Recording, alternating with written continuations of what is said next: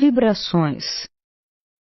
Como foi exposto no artigo precedente, tudo se encadeia e se harmoniza na imensa escala das forças. Cada vibração sonora desperta, na matéria, uma repercussão correspondente. É conhecido o fenômeno dos diapasões que vibram, em uníssono, quando se afinam e quando um só deles foi posto em movimento. Numa ordem mais sutil, a mesma lei se aplica às ondas elétricas, que transmitem o pensamento a enormes distâncias e constituem a telegrafia sem fio. Basta, para isso, que dois postos tenham seus comprimentos de ondas em relação de mesma identidade. É assim que a natureza nos mostra, em todos os graus e em todas as coisas, a lei harmônica que imprime o seu ritmo à vida universal. Encontramos os efeitos dessa lei, em um grau superior, em todas as relações que unem os mundos visível e invisível, e em todas as relações que podem se estabelecer entre os homens e os espíritos. Nós já dissemos que o pensamento é a força por excelência que comanda as outras forças e as impregna com suas qualidades ou com seus defeitos. O magnetizador, o terapeuta cedem a seus fluidos um poder curativo, o feiticeiro lhes imprime as propriedades maléficas.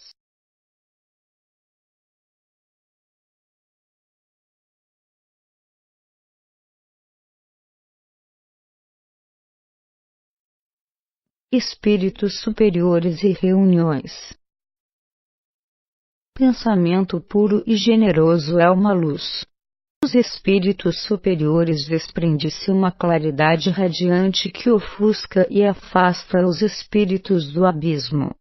É por isso que a presença de um espírito protetor, nas sessões, constitui uma salvaguarda, uma proteção contra as fraudes e as obsessões. Quem poderá negar a força do pensamento? Não é ela que dirige a humanidade na sua caminhada áspera e dolorosa. Não é ela que inspira o gênio e prepara as revoluções.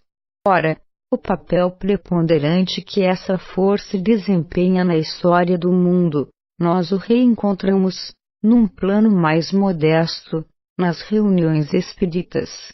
O pensamento do alto ultrapassa, em energia, todas as forças da Terra. Porém, para se comunicar com os humanos, é preciso oferecer-lhe condições favoráveis. Assim como os postos de TCF devem ajustar as suas ondas para receber as mensagens transmitidas, é preciso que as almas dos assistentes tenham os seus pensamentos e irradiações em harmonia, para perceber o pensamento superior.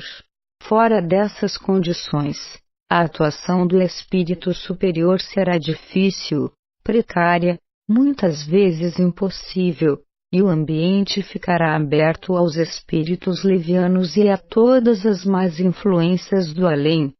Através de que procedimento pode-se dar aos pensamentos, as radiações fluídicas dos membros de um mesmo grupo dessa assembleia, esse caráter elevado, essa espécie de sincronismo que cria um ambiente puro e que permite ao espírito superior manifestar-se.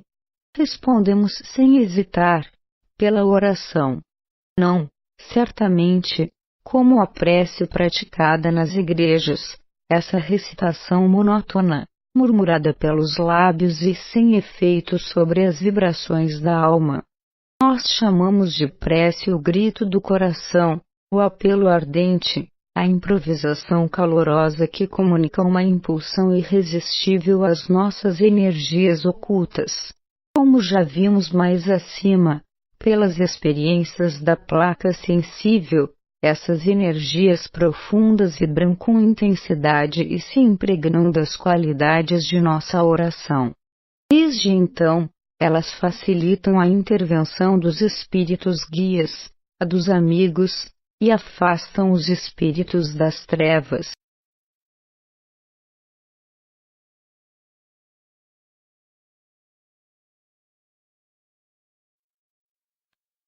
fenômenos de alto valor. A música, também, pelo seu ritmo, contribui para unificar os pensamentos e os fluidos. Enfocados sob esses aspectos, a prece perde o pretenso caráter místico que certos céticos lhe atribuem, para tornar-se um meio prático e positivo, quase científico, de unificar as forças ativas e nos apresentar fenômenos de alto valor. A prece é a expressão máxima do pensamento e da vontade. É nesse sentido que Allan Kardec a recomendava a seus discípulos. A prece é, para as religiões, uma fonte preciosa para elevar e melhorar o ser humano, mas a prática torna-se banal, se ela deixa de ser esse impulso espontâneo da alma, que lhe faz vibrar as cordas profundas.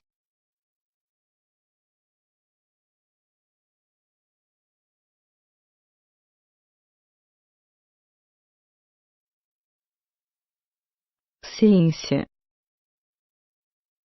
Se os resultados obtidos na Inglaterra, nos meios científicos, são mais desenvolvidos do que na França, é porque os sábios que declaram publicamente os fenômenos e as provas de identidade que obtiveram, como Crookes, Myers, Lodge, etc., eram, ou são espiritualistas, enquanto que o ceticismo e o materialismo ainda dominam a maioria dos nossos sábios. Todos os que, pelo estudo do mundo invisível, nos seus contatos com o além, procuram as certezas que fortificam e consolam, as grandes verdades que iluminam a vida, traçam o caminho a seguir, ficham o objetivo da evolução, todos os que procuram adquirir as forças espirituais que sustentam na luta e na prova, que preservam-nos das tentações de um mundo material e enganador, devem unir seus pensamentos, orações e vontades, devem fazer jorrar de suas almas essas correntes poderosas e fluídicas que atraem para vocês as entidades protetoras e os amigos falecidos.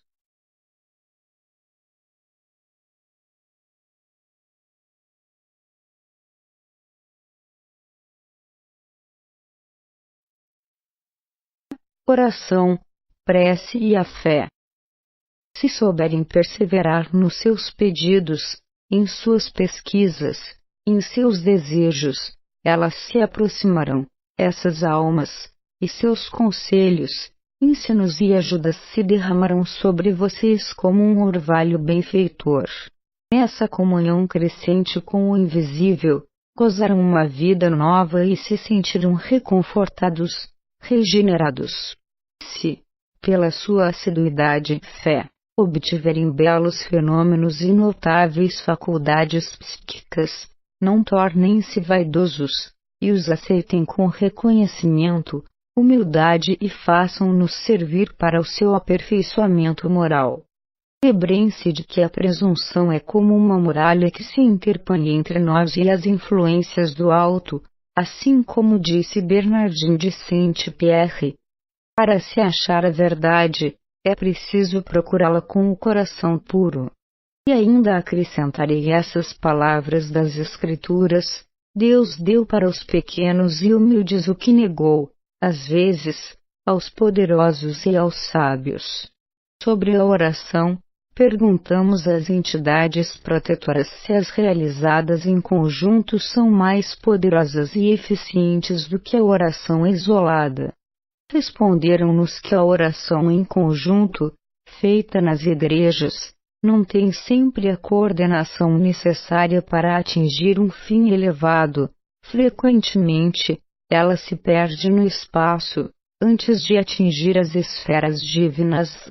Seria preciso que de cada alma emanasse uma prece tendo um mesmo objetivo, prece para os infelizes, com a intenção de aliviar os seus males, prece para os que têm necessidade de evoluir, etc.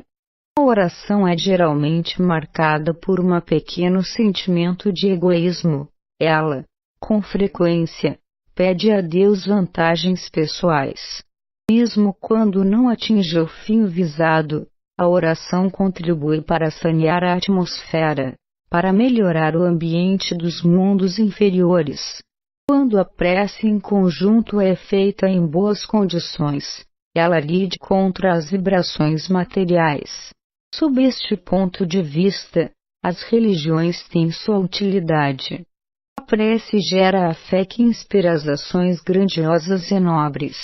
A fé esclarecida que nos aproxima de Deus, foco irradiante de vida, de sabedoria e de amor. Mesmo numa escala mais material, diremos, não é a fé que inspira os grandes sacrifícios. É a fé patriótica, que tornou nossos soldados invencíveis, que os ajudou a suportar os sofrimentos, a doença, a morte, e a repelir os ataques de um inimigo mais forte. A fé num ideal social que inspirou, engrandeceu, em todas as épocas, os mártires do direito, da justiça e da liberdade. É a fé na ciência que, em nossos dias, inspirou os devotamentos como os do Dr. Vailante e tantos outros, vítimas de seu empenho para administrar terríveis forças. A vontade sustentada pela fé é, portanto, a melhor força motriz para dirigir as forças psíquicas do ser e projetá-las para um objetivo sublime.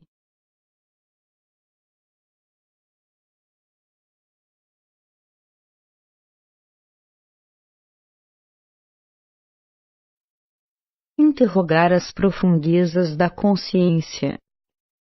O homem deve, enfim, compreender que todas as forças do universo, tanto físicas como morais, nele se refletem.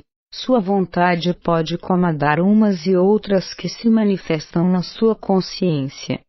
Aprender a harmonizá-las, trabalhar para desenvolvê-las em vidas sucessivas, tal é a lei de seu destino. Sob esse ponto de vista, lembremos que temos uma obra admirável para cumprir. Ela consiste em criar em nós uma personalidade sempre mais radiante e, para isso, temos o tempo sem limites, o caminho sem fim e a vida eterna na ação perpétua. Porém, o que alguns não podem compreender pelas faculdades intelectuais, outros podem sentir pelo coração, pela necessidade de expansão e do amor que neles é inato, pois, a verdade, acabamos de dizê-lo, está ao alcance dos simples e dos puros, de todos aqueles que, no recolhimento e no silêncio, ao abrigo das tempestades, do mundo, do conflito das paixões e dos interesses, sabem interrogar as profundezas da consciência e entrar em relação com o mundo superior, foco de toda a luz, de toda sabedoria, fonte de todas as grandes revelações. Cada estrela que brilha no céu nos ensina uma lição, cada túmulo que se cava na terra fria nos dá um aviso. A existência terrestre passa como uma sombra, mas a vida celeste é infinita. Entretanto, nossas vidas humanas, por mais que sejam curtas, podem ser fecundas para o nosso progresso, apesar de seu caráter precário. Elas formam os materiais com o auxílio dos quais se edificam os nossos destinos. Elas são como pedras que compõem o imenso edifício do futuro da alma. Esforcemo-nos, portanto, para polir essas pedras, talhá-las e esculturá-las, para com elas construir um monumento de linhas puras, de formas grandiosas e harmoniosas.